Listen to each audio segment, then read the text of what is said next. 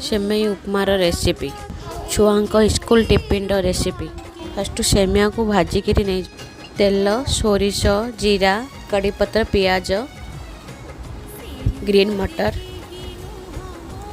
Tomato लूण हल्दी powder जीरा पाउडर धनिया लाल मिर्ची पाउडर फूलकोबी बीन्स पटाटो आलू पानी दे देबा।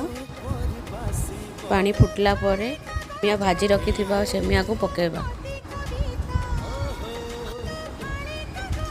आपन को कहे पानी फुटिया टाइम रे गरम मसला पकई थी गरम मसला नेबे एबे हे गला प्रस्तुति।